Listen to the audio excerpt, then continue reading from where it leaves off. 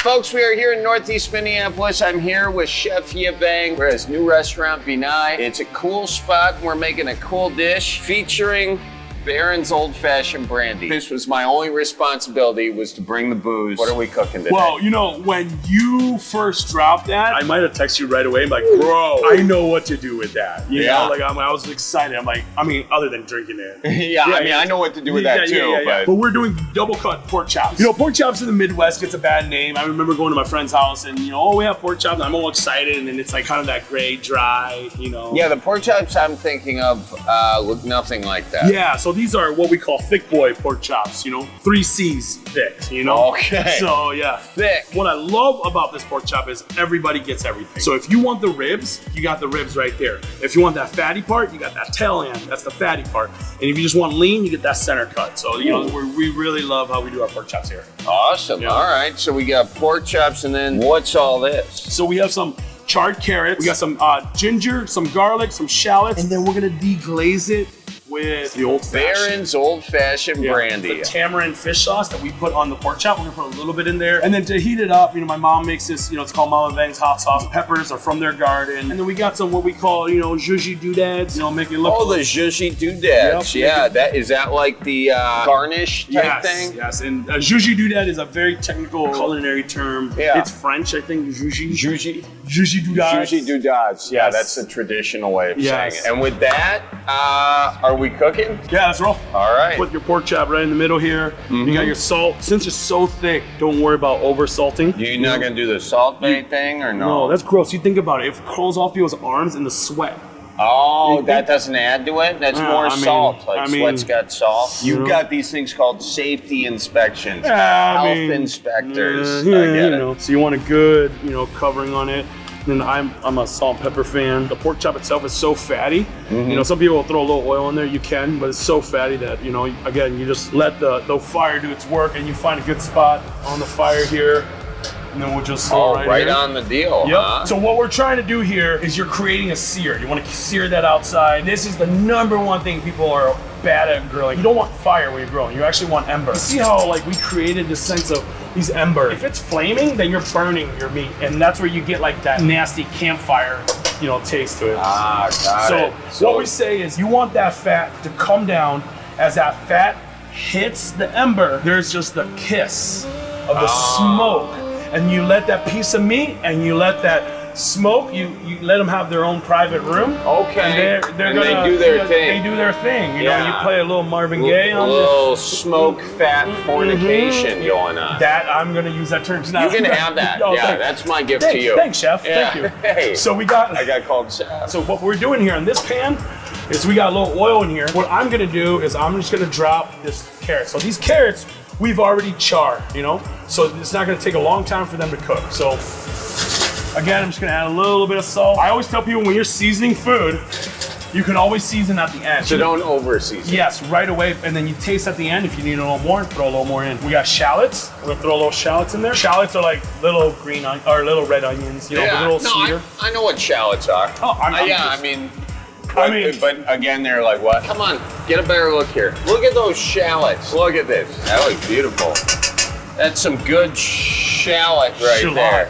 Good shallots. Shish kebab. I have a little ginger and garlic in here. Okay. You know, and just throw that in. Ginger is good for you. Garlic too.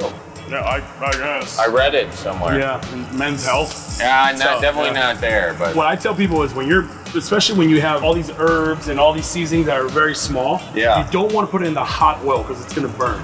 Okay. So that's why I threw in the carrots first. Oh, gotcha. Okay? So you put that stuff on top and just let it slowly kind of get its way down? Yep, and you're just gonna let it cook down. And as it cooks down, one of the coolest things that's gonna happen is all that sugar is gonna come out. You know, you get that little caramelization that's happening. I'm just gonna take this, and I'm gonna put it right on the fire. Oh, badass, dude. So if you're campfire cooking right there. So if you're doing this outside, I mean, this is a great dish to do it outside. Yep. And then you let it. Some good tossing you got there. You want to try it? Yeah, I do. Okay. All right. I don't want to screw it up. It'll be fine. There you go. Up, and then just let it fall back. There you go. Hey, all right, there you go. I'm big on the high fives, positive reinforcement. Yes. That's kind of what I live for here. Flip this guy, let us do his thing. Okay, you see how it's starting to get dry like this? Yeah. So this is where we're getting to that deglazing mode, right? Okay. Oh, here comes the brandy. Here, let me open that for you. Fresh bottle. Yeah. Nothing but the best. Throw Toss some of these on there. There you go, okay. All right, look at that. There you go. Holy smokes. Yep.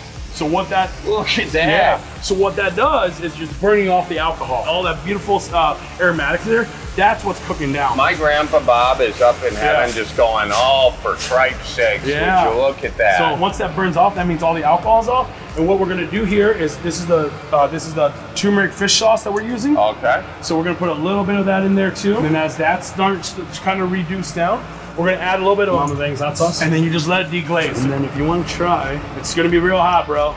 Yeah, let me try. We'll throw it right here. Oh, we go. Yeah, I know. See, I would just throw it right in my mouth and do the thing where you go, you know, like you blow air out to cool it off. Oh man, that's so good. Tell Mama Bang I says hi. Oh, no problem. So we'll throw the carrots to the side. Probably about 20-25 minutes. We'll slowly reduce this. We'll let it cook down, and we'll keep glazing it. So, while we wait for that to cook, what do you want to do?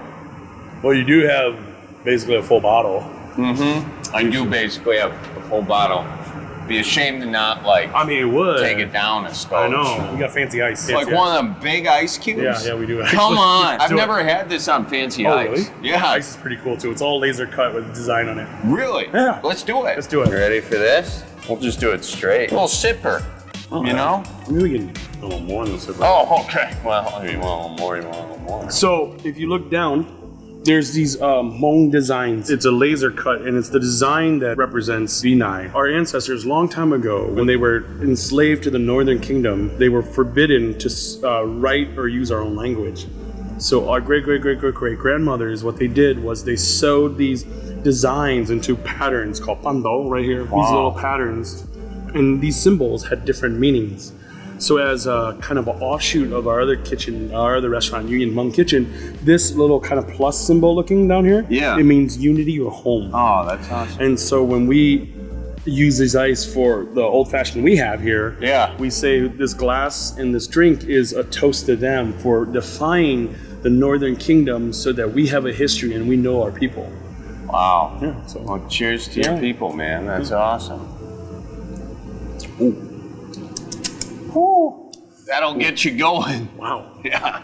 Is this a mixer? You're supposed to mix with stuff? You should probably mix it with stuff. Oh, really? Well, you could. I've been drinking it straight. Hey, I mean, I like drinking it straight too. I like to feel the full flavor of it, you know? Yeah. Just gets in there and slaps your taste buds around after a little long bit. day when you don't feel anyone anymore, you want to feel.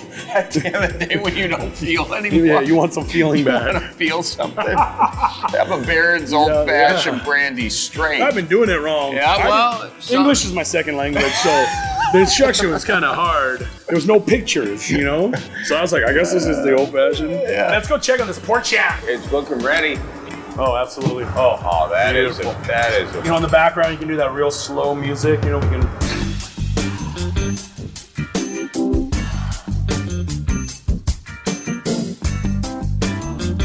Oh my gosh. I'm having a moment here, I'll tell you that much. So what I love finishing with is fried onions and then some spicy peanuts. I love just that textural crunch. Wow. So that's it. Should we go sit down and eat? Yeah. Let's do it! I'm just gonna say this, take it however you want. I don't think I've ever been this turned on in my life. Subscribe only, $15.99 a month. What do you think?